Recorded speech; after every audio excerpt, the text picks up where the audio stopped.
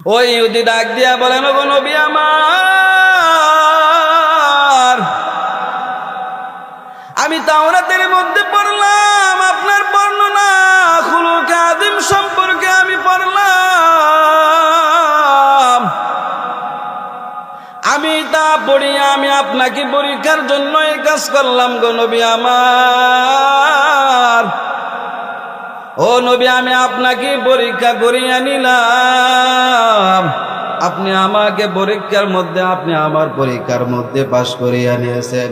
ইয়া রাসূলুল্লাহ, ইয়া হাবিবাল্লাহ, আমি তাওরাতের মধ্যে যা পড়লাম, যতগুলা আমি আপনার ব্যাপারে বর্ণনা আমি পড়েছি, প্রত্যেকটা বর্ণনা আমি আপনার কাজে কর্মে আমি পাইলাম।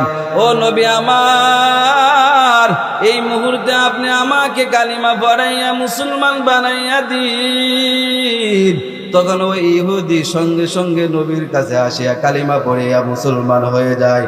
ও পর্দার আড়ালের মা, ও যুবক ভাই, ও বিদ্যা বাবা, আজকে তুমি এমন নেতার পিছনে ঘুরিয়া সময়টাকে নষ্ট করো, যে নেতার কোনো নামাজ নাই, রোজা নাই, যে নেতার মুখের মধ্যে কোনো দাড়ি নাই, যে নেতা নামাজ পড়ে না, নবীর সুন্নাত অনুযায়ী চলে না, তুমি এমন নেতার পিছনে ঘুরিয়া তুমি আজকে সময়টারে ব্যয় করো।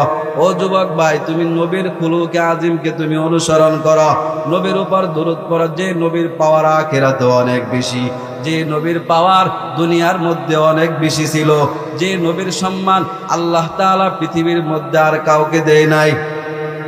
আমার মাওলায়ে কারীম আমার নবীকে কেমন সম্মান দান করছে।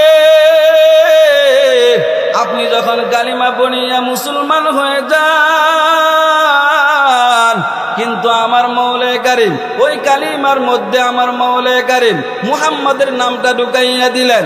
আল্লাহর নাম যে জায়গার মধ্যে আছে, ওই জায়গার মধ্যে আমার নবীর নাম আছে।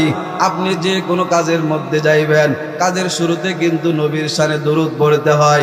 আমার মাওলায়ে কারীম বলেন, ও পৃথিবীর মানুষ, আমার নবীকে আমি কেমন সম্মান দান করলাম ভালো করিয়া শুনো, ভালো করে বুঝিয়া লও। আমার নবীকে আমি কি পরিমাণে সম্মান দান করলাম। মানুষ যখন আজান দেয়, ঢাকার মুয়াজ্জিনেরা যখন আজান দেয়, তখন চট্টগ্রামের মুয়াজ্জিনদের আর আজান দেওয়ার সময় হয় না। চট্টগ্রামের মুয়াজ্জিনরা যখন আজান দেয়, খুলনার মুয়াজ্জিনরা কিন্তু আজান দেওয়ার সময় হয় না। আল্লাহ বলেন, পৃথিবীর মানুষ, আমার নবীর নাম 24টা ঘন্টা আকাশে বাতাসে আমার নবীর নাম উড়বি। প্রত্যেকটা মানুষ প্রত্যেকটা মুহূর্তে আমার নবীর